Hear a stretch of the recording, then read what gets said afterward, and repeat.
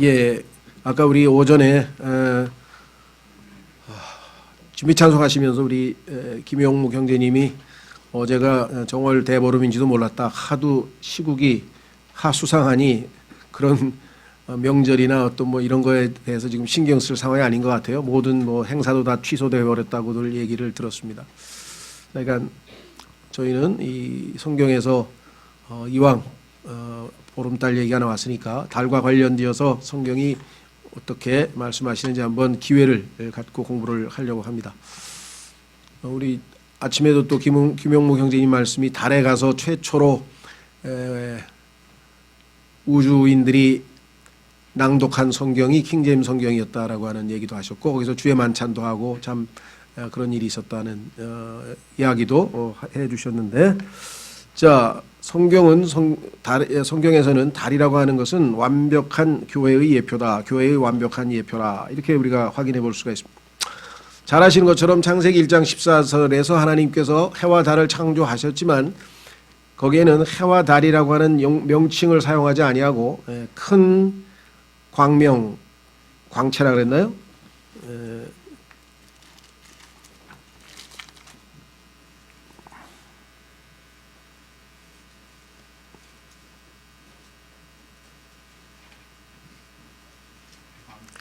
예, 16절에 보니까 큰 광채는 낮을 다스리게 하시고 작은 광채는 밤을 다스리게 하시며 또 별들을 만드시고, 그래서 하나님께서 만드신 두 광채가 해와 달이라는 것을 우리가 낮과 밤을 다스린다는 말씀을 통해서 확실하게 알 수가 있지만 그 용어를 사용하시지는 않았죠. 예, 그것은 당시에 이미 해와 달은 우상 숭배의 대상이 되었었기 때문입니다. 그래서 하나님께서는 그것은 신이 아니고 단지 하나님께서 만드신 광채에 불과하다라고 하는 것을 성경에다가 기록해 놓으셨죠. 자, 다시 우리 그 주보로 가시면 제가 이렇게 썼습니다. 어제는 정월 대보름이었습니다. 세계 곳곳에서 해와 달을 신으로 숭배하던 풍속이 있어 왔고 욥기에서도 해와 달이 우상과 연관되어 있음을 시사하고 있습니다. 욥기에 보면 내가 해와 달을 쳐다보면서 우상 숭배를 안 했다고 그렇게 신앙 고백을 하는 욥의 고백을 들을 수가 있죠. 그러나 우리 그리스도인들에게는 해는 머리이신 그리스도, 예수 그리스도를 예표하고 달은 몸된 교회를 예표합니다. 해 관련지어서는 우리가 뭐 말라기에서도 의의 태양이라는 거, 의의 해라는 표현도 나와 있었고요. 여러 번에 걸쳐서 살펴봤는데 달과 관련지어서는 이렇게 좀 체계적으로 살펴보지를 못해서 오늘 이왕 보름달 얘기가 나왔으니까 한번 확인해 보려고 합니다. 하나님께서는 달의 특성과 교회의 특성이 어떤 면에서 그렇게 일치하고 있는지 한번 보겠습니다. 자, 달의 특성을 통해 교회가 마땅히 가야 할 길을 배우는 기회가 되기를 바랍니다. 하나님께서 기대하시는 교회의 모습은 무엇인지 달의 특성을 통해서 한번 우리가 배워보자. 여러분 잘 아시는 것처럼 로마서 1장에 보면은 하나님께서 자신이 만드신 천지, 이 자연 만물을 통해서 하나님의 신격과 전능하신 능력이 계시되어진다 그랬습니다. 또 욥기에도 보면 질문이 나오죠. 하나님께서 말씀하시기를 짐승에게 물어보라. 짐승이 너희를 가르치리라. 땅에게 물어보라. 물고기에게 물어보라. 다시 말해서 하나님께서 창조하신 이 모든 자연 만물에게 물어보면 그들이 창조주가 계시다는 것과 그분이 어떠하신 분이라는 것과 그리고 그분께서 우리에게 계시하시고자 하는 그러한 영적인 진리들을 우리가 깨달아 알 수 있다 그랬습니다. 그래서 시편 19편에 보면 하나님께서 자신을 알리시는, 계시하시는 방법이 두 가지가 나옵니다. 하나님은 인간에게 자신이 어떠하신 분이심을 알려서 우리가 하나님을 알고 그 하나님께 경배하고 그 하나님을 사랑하고 그 하나님을 따르고 그 하나님을 섬기고 이렇게 하셨는데, 하나님께서 자기 자신을 계시하시는 두 가지 방식이 있습니다. 첫 번째는 자연 계시라고 하는데 지금 우리가 말씀드린 이것입니다. 눈에 보이는 모든 하나님이 만드신 것들을 통해서 하나님이 계시는구나 라는 것을 알 수 있죠. 예, 그래서 이것을 자연 계시라고 했고 시편 19편 1절서부터 6절까지인가 지속적으로 나와요. 그 다음에 시편 19편 7절서부터는 특별 계시가 나오는, 특별 계시는 뭐냐? 자연 계시를 통해서는 하나님이 계시다는 것은 알 수 있지만 예수 그리스도의 복음을 통해서 구원을 얻을 수 있는 방법은 없습니다. 그래서 하나님께서는 특별 계시인 기록된 말씀을 통해서 우리에게 하나님이 어떠하신 분인지를 알려주시고, 그를 통해서 우리가 하나님의 말씀을 통해서 6, 7가지의 특별한 축복을 받는다고 쭉 나와 있습니다. 그래서 시편 19편은 여러분들이 잘 숙지해야 될 성경 중에 하나죠. 그래서 첫 번째 그 자연 계시에 해당하는 것, 오늘은 달과 관련지어서 한번 살펴보도록 하겠습니다. 우리가 뭐 어린 양도 살펴보고 소도 살펴보고 정말 다양한 이 자연 계시를 우리가 살펴봤지만, 자, 오늘은 첫 번째로 달에는 생명이 없다. 뭐 지금까지 밝혀진 대로 그렇고 앞으로도 마찬가지겠죠. 자, 성경에 따르면 에베소서 2장 1절에 보니까 우리는 죄와 허물로 죽어 있었다. 자, 이 세상에 있는 모든 사람들은 아담의 죄성을 물려받고 어느 한순간 죄를 지어서 우리가 다 이제 하나님 앞에 죄인이 되었는데 죄와 허물로 죽어 있었다라고 성경에 써 있습니다. 그때 우리는 예수 그리스도를 믿음을 통해서 우리가 구원을 얻고 생명을 얻었죠. 그렇죠? 그래서 지금 예수님이 있는 사람은 생명이 있다라고 요한일서 5장에 얘기를 했습니다. 예수님을 영접한 사람은 우리에게 이제 생명이 있다. 그러나 그것은 예수 그리스도의 생명이 우리 안에 들어와 있는 거고, 우리 자신은 지금 현재 달처럼 죽어 있다라고 성경에 써 있습니다. 한번 확인해 보겠습니다. 골로새서 3장 3절. 골로새서 3장 3절.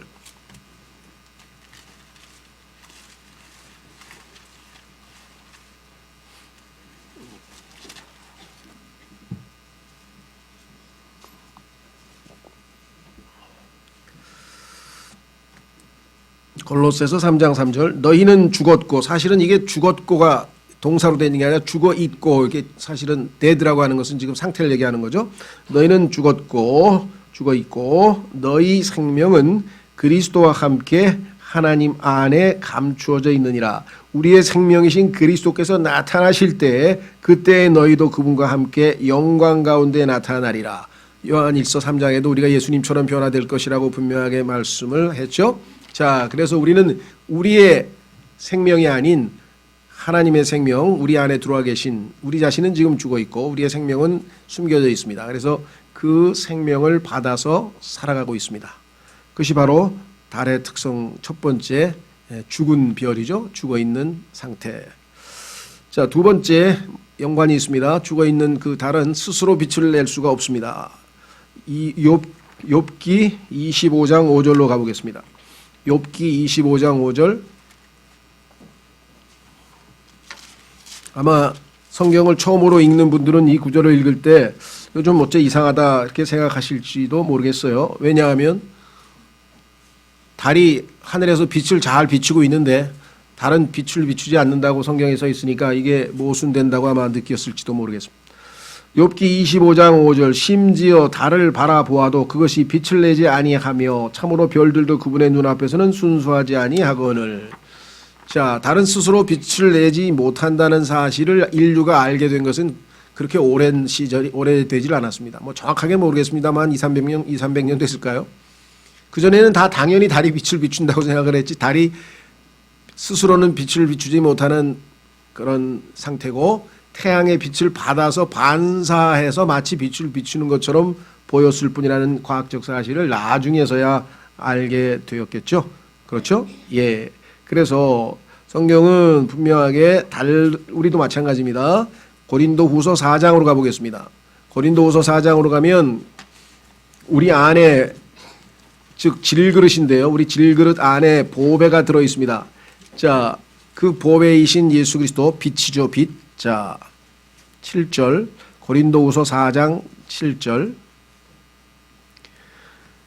그러나 우리가 이 보배를 질그릇 안에 가지고 있나니 이것은 뛰어난 권능이 하나님에게서 나며 우리에게서 나지 아니하게 하려 함이라. 자, 이 보배가 무엇인가? 그 4장 1절서부터 6절까지에 보면은 빛이, 복음의 빛, 그다음에 하나님께서 말씀하신 그 빛이 있으라 했을 때 그 빛, 그렇죠? 예, 그래서 우리는 우리 안에 나는 세상의 빛이라고 하신 하나님이 보내신 빛 되신 예수님께서 지금 우리 안에 들어오셔서 우리가 빛을 발하는 거지, 빛과 소금의 역할을 하는 것이지 우리 스스로가 발광체여서 스스로 빛을 내는 것은 아니다.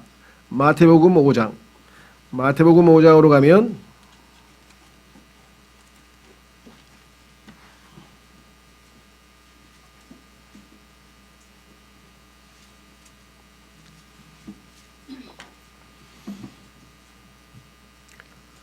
14절 성경이 모순되는 것 같은 구절이 나옵니다. 왜? 분명히 예수님께서는 요한복음 8장 12절에서 나는 세상의 빛이니, 예수님께서 자신이 빛이라 그랬는데 갑자기 복음서에 보니까 5장 14절 너희는 세상의 빛이니, 너희가 세상의 빛이라, 예수님이 자기가 빛이라고 그러셨는데 너희는 세상의 빛이니, 이것만 보면 우리가 마치 빛을 비출 수 있는 것처럼 생각되는데요. 산 위에 세운 도시가 숨겨지지 못하리라. 또 사람들이 등잔불을 켜서 통 밑에 두지 아니하고 등잔대 위에 두나니 그리하여야 그것이 집 안의 모든 사람에게 빛을 주느니라. 이와 같이 너희 빛을 사람들 앞에 비추어 그것이 너희의 그들이 너희의 선한 행위를 보고 하늘에 계신 너희 아버지께 영광을 돌리게 하라. 16절은 사실 조금 번역상에 뭐랄까요, 틀렸다 맞았다가 아니라 번역을 조금 더 정밀하게 하면 의미가 훨씬 더 잘 살아난다, 이렇게 지금 설명을 드릴 수가 있어요. 왜냐하면 여기서 지금 비추라고 했으면은 내 스스로가 능동적으로 비춘다는 뜻은 아니고 비추어지도록 허락하라 이렇게 돼 있어요. 지금 let이라고 하는 사역동사가 들어가 있어요. 그 얘기는 뭐냐면은 내가 능동적으로 빛을 빌 수 있는 존재가 아니라 내 안에 계신 빛이 내가 허락함으로, 내가 주님께 내 자신을 내어드림으로 비추도록 허락하라, 이런 말이겠죠.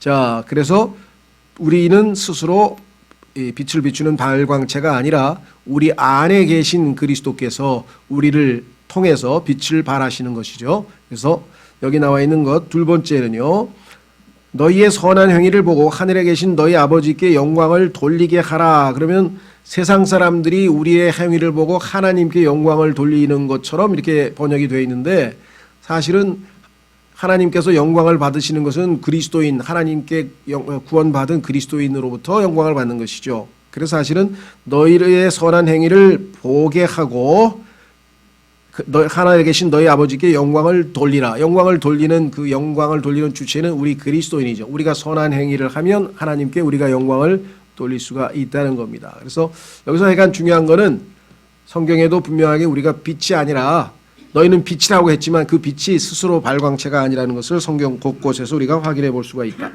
우리 안에 계신 주님을 의탁해서 우리가 그 빛의 역할을 감당하라, 이 말이겠죠. 여러분 어떠십니까? 여러분 삶을 통해서 빛 되신 예수 그리스도를 여러분을 통해서 빛 되신 예수님께서 비추어서 사람들에게 어둠에서 벗어나서 주님, 참으로 빛 되신 주님께로 나아올 수 있도록 우리가 선한 그러한 역할을 하는지 한번 깊이 생각해 보시고요. 세 번째 다른 성경에 보니까 밤을 다스린다고 창세기 1장에서 분명하게 하나님께서 책무를 맡기셨죠. 예수 그리스도께서 말씀하신 대로 세상의 빛이신데 그분이 이제 이 땅을 떠나서 셋째 하늘로 아버지 있는 곳으로 가셨습니다. 그래서 성경에서는 교회 시대, 예수님께서 떠나가신 이제 오순절날부터 시작해서 교회가 시작이 됐는데 그 교회 시대를 밤에다가 여러 번에 걸쳐서 자주 비유하고 있습니다. 다 찾아볼 수는 없고요. 성경에 한 군데만 찾아보겠습니다. 로마서 13장에 가면은 지금 우리 시대가 지금 밤이라고 하는 사실을 지금 말씀하고 있죠. 로마서 13장 13절.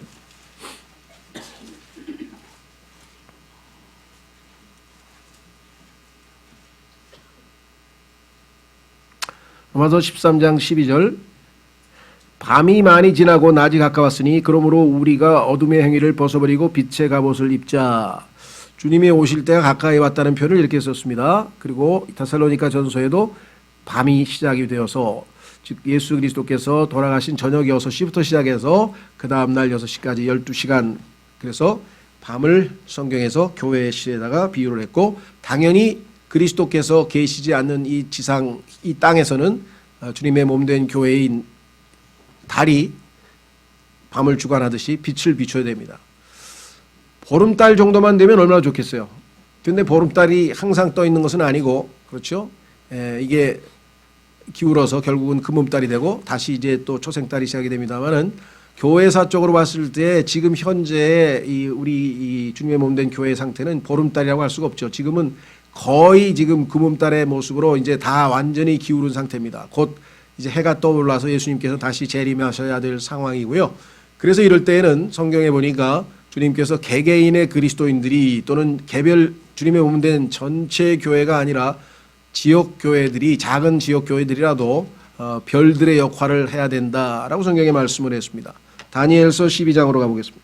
다니엘서 12장에 가면은 지금 이 어둠이 있는 이 현 라오디게아 교회 시대에서 우리에게 가장 필요한 것은 주님의 몸된 교회는 이미 빛을 잃었고 이제 금음달처럼 곧 완전히 지고 있고 이제 주님께서 오시는 그 직전까지 우리가 해야 될 일은 개개인이 또 개별 지역 교회들이 주님 앞에 올바로 서서 빛의 역할을 하는데 이것이 별이라. 다니엘서 12장 3절.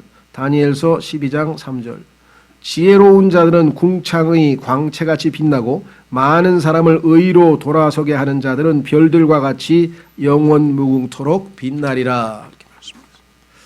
자, 여러분과 제가 그 역할을 해야 되고요. 빌립보서 2장 15절에 주님께서 분명하게 우리 주님의 몸된 교회의 역할을, 우리 그리스도인들의 역할을 빌립보서 2장 15절에 분명하게 말씀을 해 놓으셨습니다.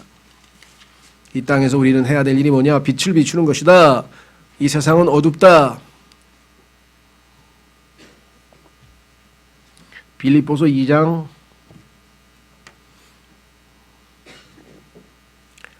15절 14절부터요. 모든 일을 불평이나 시비가 없이 할지니. 불평이나 시비가 일어나면 갑자기 빛이 꺼지면서 어둠이 임하죠. 그 순간에 영적인 어둠이 임합니다. 이것은 너희가 흠이 없고 무해한 자, 곧 구부러지고 비뚤어진 민족 가운데서 책망받을 것이 없는 하나님의 아들들이 되게 하려 함이라. 하나님의 아들의 신분은 가지고 있지만 하나님의 아들의 특성을 나타내려고 한다면 여기 나와 있는 것처럼 불평이나 시비 없이 모든 일을 해야 한다.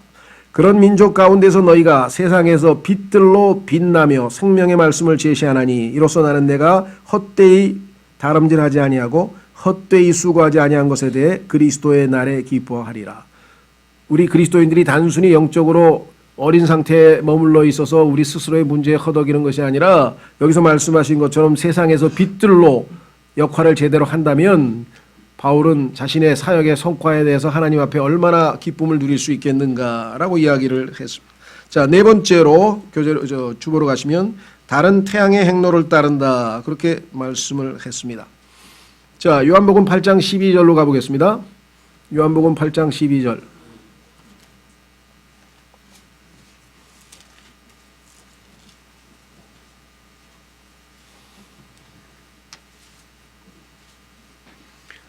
예수님께서 이렇게 말씀하셨죠. 그때 예수님께서 다시 그들에게 말씀하여 이르시되 나는 세상의 빛이니 나를 따르는 자는 어둠 속에 다니지 아니하고 생명의 빛을 얻으리라.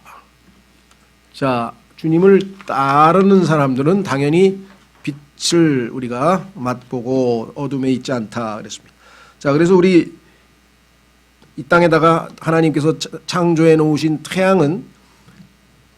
태양이 가는 그 방향과 다른 같은 방향으로 움직입니다. 동에서 서로. 반면에 지구는 거꾸로 서에서 동으로, 지구는 세상을 예표하고 있기 때문에 태양 하나님의 예수 그리스도와는 반대 방향으로 움직입니다. 그러나 구원받은 성도들의 몸인 성도들의 집합체인 이 교회는 달로 예표되어 있고 달은 당연히 태양을 따라서 같은 방향으로 움직이게 되어 있습니다.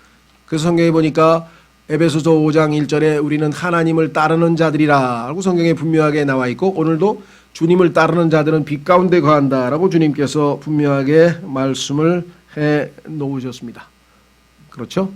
예, 그래서 교회는 세상을 따르는 것이 아니라 권력을 따르는 것이 아니라 명예를 따르는 것이 아니라 자기 이익을 추구하는 것이 아니라 이 땅에서 주님 가신 그 길을 따라가는 자들, 그것이 주님의 몸된 교회라고 말씀하고 있죠. 자, 다섯 번째는 성경에 보니까 달에게는 깨지지 않을 언약이 주어져 있습니다. 예레미야 33장에 보면 하나님께서 해와 달에 대해서 하신 언약에 대해서 이렇게 말씀을 하고 계십니다. 예레미야 33장 20절.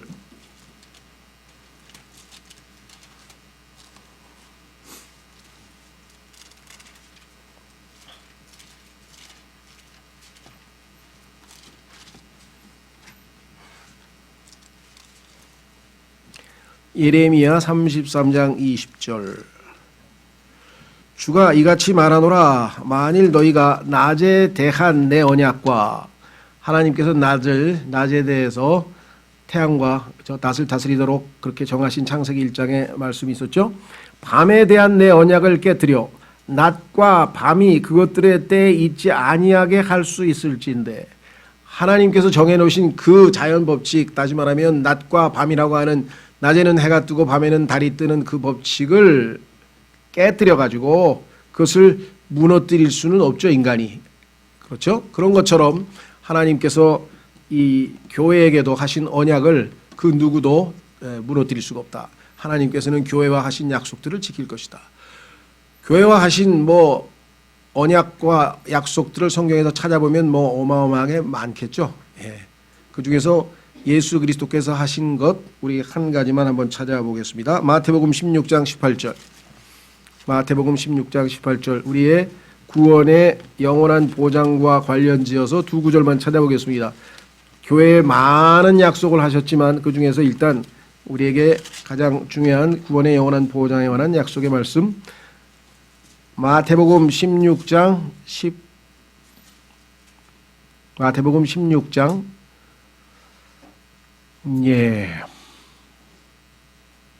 18절. 자, 보십시오. 마태복음 16장 18절. 또 내가 네게 이르노니 너는 베드로라. 이 반석 위에 내가 내 교회를 세우리니 지옥의 문들이 그것을 이기지 못하리라. 그렇죠? 그래서 주님의 몸된 교회는 그 한 사람도 지옥에 빼앗기지 아니하고 주님께서 그들을 다 지켜 보호하신다라고 성경에 약속을 했고, 요한복음에도 여러 번 약속을 했고, 그렇죠? 그 중에서 성경에서 하나님께서 하나님의 복음이라고 하는 위대한 주제에 관해서 아주 체계적으로 정말 우리에게 제시하신 것이 하나님의 복음을 밝힌 로마서라고 하는 책인데, 그 로마서의 교리를 총괄해서 다 제시하신 다음에 마지막 로마서 8장에 로마서의 교리 부분을 마무리하면서 하나님께서 제시하신 것은 바로 구원의 영원한 보장, 하나님께서 하신 약속입니다. 확인해 보겠습니다. 로마서 8장에 가면 성경에서 구원에 관한 영원한 보장에 관한 확실한 말씀들로 하나님의 복음의 교리를 마무리 짓고 있습니다. 로마서 8장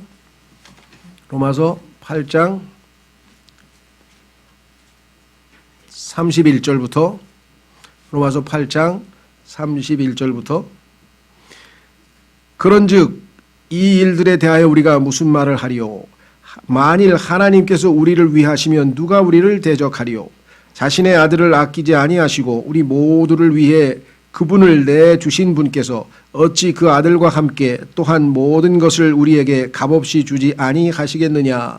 누가 하나님께서 선택하신 자들을 무슨 일로 고소하리요? 의롭다 하시는 분은 하나님이시니 누가 정죄하리요? 죽으신 분은 그리스도요, 참으로 다시 일어나신 분도 그리스도시니 그분께서는 바로 하나님의 오른편에 계시며 또한 우리를 위해 중보하시느니라. 누가 우리를 하나님의 사랑에서 떼어놓으리요? 환난이나 곤경이나 핍박이나 기근이나 벌거벗음이나 위험이나 칼이랴. 이것은 기록된 바 우리가 종일토록 주를 위해 죽임을 당하며 도살당할 양같이 여겨졌나이다 함과 같으니라. 아니라 이 모든 것 가운데서 우리는 우리를 사랑하신 그분을 통해 정복자들보다 더 나은 자들이니라. 내가 확신하노니 사망이나 생명이나 천사들이나 정사들이나 권능들이나 현재 있는 것들이나 장래 있는 것들이나 높음이나 깊음이나 다른 어떤 창조물이라도 능히 우리를 그리스도 예수 우리 주 안에 있는 하나님의 사랑에서 떼어놓지 못하리라. 교회에 하신 약속은 변경될 수 없고 하나님께서 반드시 그 약속을 지키실 것임을 우리가 알 수 있고 하나님께서는 그것을 달과 해와 하신 언약에다 비유하셨다. 여섯 번째 다른 인간에 의해 더럽혀졌습니다. 아까 말씀한 그것이 1969년이었죠? 아폴로에 의해서 지금 인간이 달에 착륙을 했는데요. 사실은 하나님이 허락하신 게 아니죠. 하나님께서 허락하신 범위는 우리가 대기권이라고 알려진 스카이라고 할 수 있는 대기권까지, 새들이 날아다니는 공간까지가 하나님께서 인간에게 허락하신 것이고, 그 이후 대기권을 넘어서서 이제 무중력 상태가 되는 거기서부터 시작해서 소위 창세기 1장에 나오는 둘째 하늘로 알려진 그 지역은 아주 위험하고 아주 잘못된 더러운 지역입니다. 그래서 하나님께서 그것을 허락지 않으셨죠. 여러분 잘 아시는 것처럼 들어보신 분들은 이미 잘 아시고 처음 들어보신 분도 혹시 계실지 모르겠는데, 창세기 1장에서 하나님께서 창조하실 때 첫째 날 자신이 창조하신 것을 보시고 매우 좋았더라고 하셨죠. 그리고 계속해서 셋째, 넷째, 다섯째 좋았더라. 여섯째 날 인간을 창조하신 다음에는 매우 좋았더라. 창세기 1장에 보면 둘째 날을, 즉 지금의 우주 공간, 우리가 지금 얘기하고 있는 이 둘째 하늘을 창조하신 그날에는 하나님께서 좋았더라 라는 말씀을 하지 않으셨어요. 무슨 이유가 있지 않고서요 우리가 그렇게 하나님이 창조하신 것을 보시고 다 좋았더라 하신 분이 좋았더란 말씀을 안 하신 이유가 있겠죠. 성경을 찾아서 쭉 보니까 그것은 바로 에베소서 6장에 나와 있는 영적인 사악한 자들이 존재하는 곳이고 마귀가 거처하는 곳이라고 성경에 나와 있습니다. 따라서 하나님을 반역한 무리들의 거처를 보시고 하나님께서 좋았더라고 말씀하실 수는 없었다는 것이겠죠. 예. 그래서 우리는 이 인간이 하나님께서 정하신 그곳에는 가면 오염되고 악한 마귀들에 의해서 우리가 어떤 일을 당할지도 모릅니다. 근데 지금 우주 개발을 통해서 지금 하나님께 정말 도전을 하고 있는데, 신기한 것은 신기할 것도 없겠지만 우주선들의 이름들은 다 그리스 신화에 나오는 마귀들의 이름들이에요. 신들의 이름들이에요. 다. 신기하죠? 더더구나 계시록에 나와 있는 아폴로원이라고 하는 이름의 아폴로선이 아폴로를 타고 아마 이 달에 착륙을 한 것 같은데, 어쨌거나 중요한 거는 성경에 따르면 달은 사실은 인간이 손대서는 안 되는 곳입니다. 그런데도 불구하고 이 땅의 교회가 세상에 의해서 더럽혀진 것처럼 달도 더럽혀졌죠. 자, 그래서 고린도후서 7장 1절로 가면 주님께서 우리를 지키라, 더럽혀지지 않도록 지키라, 주님의 몸된 교회에게 말하고 계시죠. 확인해 보겠습니다. 고린도후서 7장. 고린도후서 7장. 이 땅에는 지속적으로 세상이 우리에게 영향을 끼쳐서 우리의 영적인 상태를 흐트러뜨리고 우리를 더럽히고, 그래서 우리는 계속해서 죄를 지었을 때는 당연히 예수 그리스도의 보배로운 피로 자백하고 용서를 받는 것이 요한일서 1장 9절에 써 있고, 우리가 세상의 세속적인 것, 거룩지 못한 것들로 해서 더럽혀졌을 때에는 하나님의 말씀의 물로 깨끗하게 늘 씻어서 정결함을 유지해야 된다고 성경에 말씀을 했는데, 자, 고린도후서 7장 1절. 그러므로 극진히 사랑하는 자들아, 우리가 이 약속들을 가졌은즉 하나님을 두려워하는 가운데 거룩함을 완전히 이루어 육과 영의 모든 더러움에서 우리 자신을 깨끗하게 하자. 우리를 더럽히는 요소가 지금 너무나 많이 있기 때문에 매일 예수 그리스도의 보배로운 피와 말씀의 물로 우리를 씻지 아니하면 우리는 거룩함을 유지할 수 없을 정도의 지금 더럽고 악한 환경에서 우리가 살아가고 있다라는 것이죠. 에베소서 5장.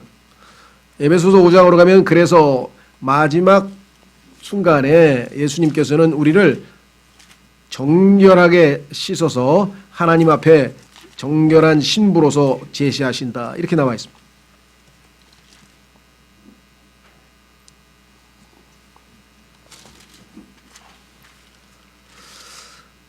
에베소서 5장 25절. 남편들아 너희 아내 사랑하기를 그리스도께서 교회를 사랑하사 교회를 위하여 자신을 주신 것 같이 하라.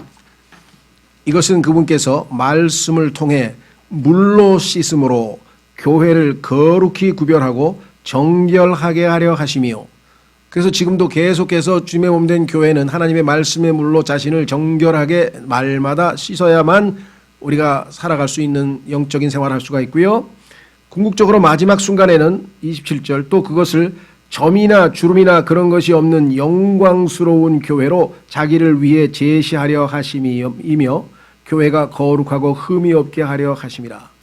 마지막 셋째 하늘에서 주님을 만나보는 순간 우리가 예수 그리스도처럼 변화될 것이라는 약속이 있죠. 이 모든 과정을 주께서 하나님의 말씀의 물로 우리를 정결하게 씻어서 하나님 앞에 신부로서 거룩한 신부로서 제시하실 것이다 라고 성경은 말씀을 했습니다.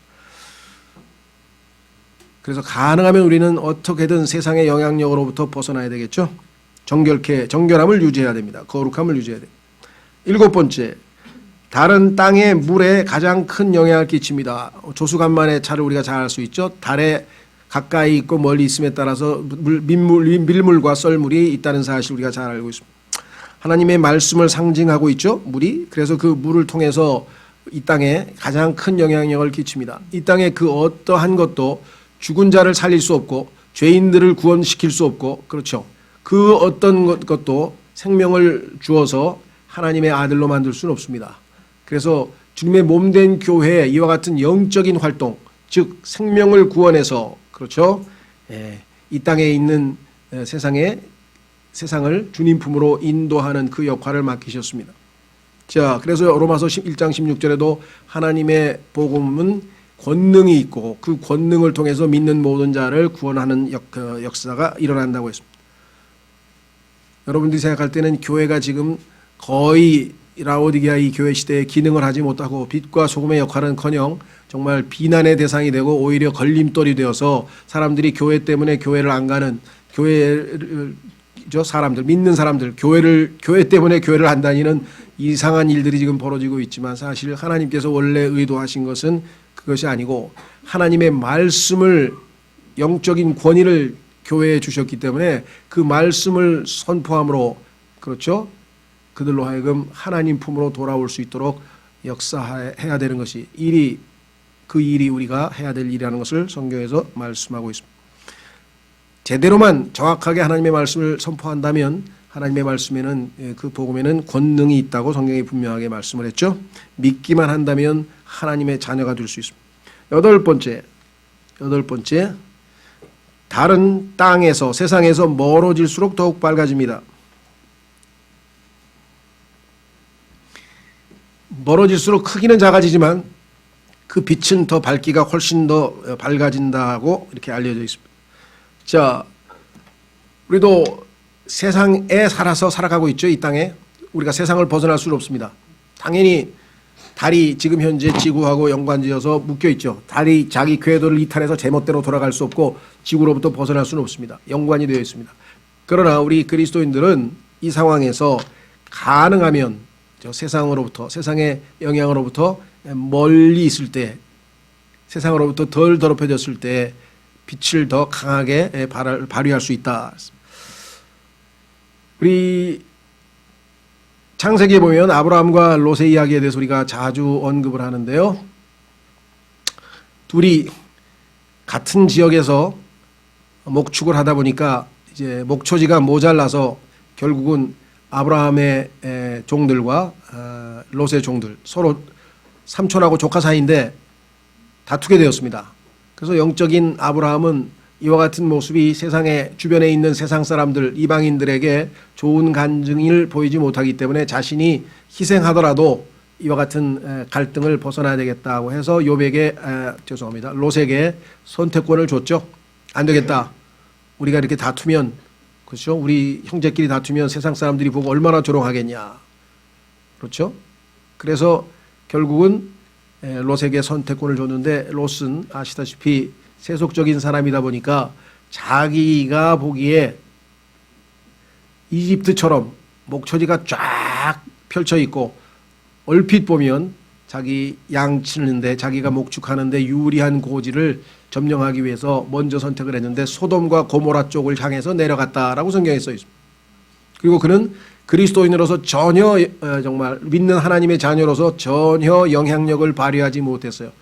세상에 그렇게 가까이 붙어서 세상에 오히려 오염되고 영향을 받고 반대로 자기가 스스로 세상에 빨려 들어갔지 세상을 정화시킬 수는 없습니다. 그렇죠?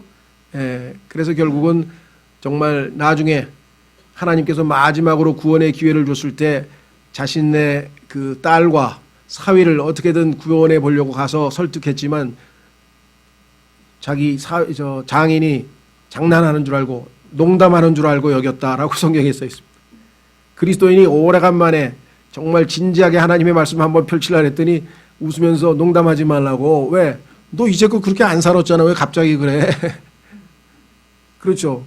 우리가 평소에 우리의 삶이 진정성 있고 그리스도인답고 그랬을 때 우리의 말빨이 먹히는 거지, 전혀 그렇지 않다가 느닷없이 갑자기 전도 주시면서 야, 곧 이제 종말이 다가온데 큰일 났다. 예수님 믿고 지옥 가면 안 된다. 뭐 이런 얘기를 한다고 해서 그게 쉽사리 받아들여지겠냐. 뭐 그거라도 하는 것은 나쁜 건 아닙니다만은 욥도 롯도 마지막 순간에 최대한 기회를 했습니다만은 이미 그것을 받아들이기에는 그가 잘못된 간증과 삶을 보였죠. 그러니까 여러분도 우리의 양면입니다. 동전에 우리가 복음을 당연히 전해야 되지만 우리의 삶이 뒷받침할 때 그것이 사람들에게 마음문을 열 수가 있는 것이고요. 물론 그렇지 않은 사람들도, 더 강팍한 사람들도 많이 있습니다만은 적어도 우리의 삶과 우리의 입이 일치를 할 때 사람들에게는 신뢰감이 생길 수가 있는 것이겠죠. 자, 그 다음에 그래서 우리는 이 세상과 일치하지 말라라고 로마서 12장 1절에서 이 세상과 동화되지 말라, 이 세상을 사랑하지 말라라고 성경에 분명하게 말씀을 했습니다. 이 세상은 딱 세 가지만 줍니다. 우리에게 육신의 정욕과 안목의 정욕과 이생의 사랑입니다. 그렇죠. 우리의 육신적인 욕망, 그 다음에 두 번째는 눈에 보이는 소유욕, 세 번째는 자기 자랑, 인기, 또 높임받는 것, 명예욕. 이것 세 가지가 이 세상을 구성하고 있는 요소이기 때문에 거기에는 하나님의 사랑이 없다라고 주님께서 요한일서 2장 15절에 분명하게 말씀을 했습니다. 이 세 가지는 근데 마귀가 던지는 가장 효과적인 미끼였습니다. 창세기에서 바로 이브가 이 세 가지 미끼에 걸려서 선과학의 지식의 나무를 따먹고 하나님 앞에 죄를 지은 이래로 마귀는 이 미끼를 꾸준히 지금도 사용하고 있죠. 왜? 최상의 효과를 거두니까. 이 세 가지에 안 걸려드는 사람이 없었으니까. 거룩한 정말 하나님의 성군이라고 일컬었던 다윗도 걸려들고, 그렇죠? 안 걸려드는 사람이 없어요. 이 세 가지를 던지면. 그러니 뭐 우리라고 별 수 있겠습니까? 정말 경계하고 깨어 기도하고 마음의 허리를 동이고, 그렇지 않으면 언제든지 끌려다니고 당할 수밖에 없는 것이겠죠. 그렇죠? 오직 이 세 가지 시험을, 이 미끼를 단번에 거절하고 오히려 마귀가 도망치도록 하신 분은 예수 그리스도신데, 마태복음 4장, 누가복음 4장에서 예수 그리스도께서는 별로 크게 반응하지 않으셨어요. 딱 한 가지만 반응하셨죠. 기록되었으되, 기록되었으되, 기록되었으되. 하나님의 말씀, 성령의 검을 휘둘렀습니다. 여러분 생각할 때는 그 기록되었을 때 그거 하고 성경 인용했는데 마귀가 그렇게 겁을 먹고 도망가느냐? 마귀는 그 말씀의 위력을 알기 때문에 그래요. 마귀는 그 말씀의 위력을 알죠. 빛이 있으라 하면 빛이 있을 수 있는 그 어마어마한 능력의 말씀을 우리는 잘 모르지만 마귀는 보통 그것을 잘 알고 있는 게 아니에요. 그래서 그 말씀 앞에 굽히고 물러갔다라고 성경에 기록되어 있죠. 따라서 여러분과 제가 예수 그리스도께서 우리 안에 계시고 여러분과 제가 하나님의 말씀을 정확하게 인용해서 마귀에게 기록되었으되 하기 전에는 마귀는 절대로 안 물러갑니다. 그래서 부지런히 하나님의 말씀을 읽고 성령의 칼을 항상 우리가 대비해야 되겠죠. 자, 마지막으로 아홉 번째, 해와 달 사이에 지구, 세상이 끼어들면 월식이 생깁니다. 세상 사람들은 뭐 이러한 천체 현상을 보면 신기해가지고 뭐 산에 있는 뭐라 그러나요? 하여간 그 구경하는 데 있잖아요. 천체 관측소 뭐 이런 거 우리나라에 요즘에 많죠? 또 어디는 어떤 분들은 뭐 남쪽에 뭐 남극에도 가고 북극에도 가고 약간 이 하늘에 있는 이 천체 현상에 관심 많은 사람들 아마 많이 계신 것 같은데, 자, 월식이라고 하는 것은 달이 식이니까 먹혔으니까 안 보인단 말이죠. 자, 그러면 해와 달 사이에 지구가 딱 끼어들면 햇빛이 달을 비춰서 달이 빛을 받아서 반사를 해야 되는데 지구가 가렸으니까 당연히 안 보이는 거죠. 달은 전혀 빛을 밝힐 수가 없는 상태가 된다 그렇습니다. 그래서 여러분과 저도 예수님과 우리 사이에 세상이 가운데 끼어들면 전혀 우리는 교회로서의 주님의 이 도구로서 쓰임받거나 역할을 할 수가 없다는 것을 너무나 잘 알고 있습니다. 그리고 아까도 세상을 사랑하지 말라고 하는 얘기 바로 그거고 세상과 일치하지 말라는 얘기가 바로 그런 얘기죠. 그렇죠? 자, 다시 한번 월식이라고 하는 것을 통해서 우리는 세상을 어떻게 대해야 될 것인가, 주님께서 말씀하신 그대로 우리는 세상을 사랑해서는 안 되고 나와 주님 사이에 세상이 끼어들면 안 됩니다. 그 세상은 육신의 정욕과 안목의 정욕과 생의 자랑이라고 pride of life라고 말씀했죠. 자, 마지막으로 반면에 그 일식이라는 것도 있어요. 일식. 여러분 들어보셨나요? 일식은 어떤 게 일식입니까? 태양이 가려서 전체가 안 보이고 조금밖에 안 보이는 거죠. 그렇죠. 그러려면은 어떻게 돼요? 뭐하고 뭐 사이에 뭐가 들어가야 됩니까? 네. 하여간 제가 머리가 나빠서 하여간 여러분들 월식뿐만 아니라 일식이라는 게 있죠. 태양이 가려서 안 보이는 거. 네. 자, 달이 태양을 가리면은 어떻게 되겠어요? 달은 태양을 받아서 반사를 해야 되는데 오히려 달이 더 큰 역할을 하려고. 자, 우리가 보면은 주님께서 우리의 삶의 주인이 돼야 되는데, 그렇죠? 주님이 아닌 이 소위 말하는 교회가 더 중심 역할을 하게 되면은 그것을 성경에서는 우리는 잘 모르는데 과학자들은 아주 적절한 이름을 붙여놨어요. 그런 현상, 일식 현상이 일어날 때 그것을 컬티즘이라고 부르는데, 컬티즘? 신기하죠? 우리는 컬트라고 하는 말이 이단이라고, 이단 종파라고 성경에 나오잖아요. 예. 그러니까 주님이 주인공이 아닌 이상한 교회가 더 높임을 받는, 그래서 교회만 높이고 주님은 작아지는 그런 이상한 교회들이 지금 우리 주변에 마저 즐비합니다. 이런 것들은 다 이단 종파에 불과한 것이겠죠. 예. 어쨌거나 하여간 하나님께서 이 우리에게 주신 달이라고 하는 이것과 해라고 하는 이 두 가지를 통해서 주님과 주님의 몸된 교회, 신랑과 신부의 모습을 이렇게 우리에게 예표적으로 잘 보여주고 계시고, 그 달의 특성을 우리가 잘 이해해서 교회가 가야 할 길이 무엇인지 한번 점검을 해보는 시간을 가졌습니다. 이제 달은 기울고 있습니다. 이제 이것을 되돌릴 수 있는 방법은 없습니다. 이제 이미 속된 말로 대세가 기울어서 점점 더 어두워지고 주님 말씀하신 위험한 때가 다가오고 있습니다. 이럴 때일수록 이제 우리 개개인이 한 사람 한 사람이 빛의 역할을 할 수밖에 없어요. 별의 역할을 할 수밖에 없어요.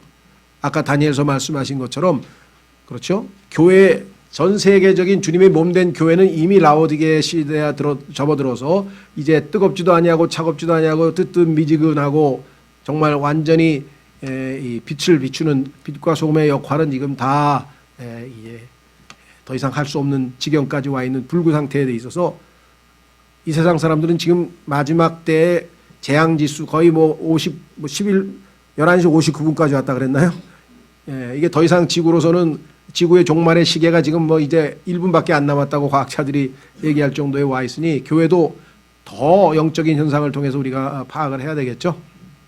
아직은 잘 모르겠습니다. 그 미국의 민주당 대통령 지금 그 후보 뽑는데 의외로 그 젊은 37살짜리 후보가 지금 1위로 나선 모양인데, 그 사람이 공개적으로 성소수자라고 소위 말하면 동성애자라고 밝힌 사람입니다. 그 사람이 지금 곧 민주당 후보가 될지도 모르겠어요. 아직은 잘 모르겠는데 참, 이 미국이 대통령이 성경을 손에 얹고 선서를 하는 나라인데 과연 그 사람은 대통령이 된다면 성경에다 손을 얹고, 그것도 킹제임스 성경에다 손을 얹고 선서를 할 것인가? 참 하여간 관심이 가는데요. 자, 오늘 달을 통해서 교회의 완벽한 예표를 보았습니다. 정말 하나님께서 기대하시는 대로 우리 교회만이라도, 또 우리 개개인 한 사람 한 사람만이라도 주님께서 기대하시는 그와 같은 달의 특성대로 우리 자신의 삶을 살아가도록 해야 되겠습니다. 다 같이 이 시간 하나님 말씀을 참으로 우리가 상기하고 실천할 수 있도록 기도하겠습니다.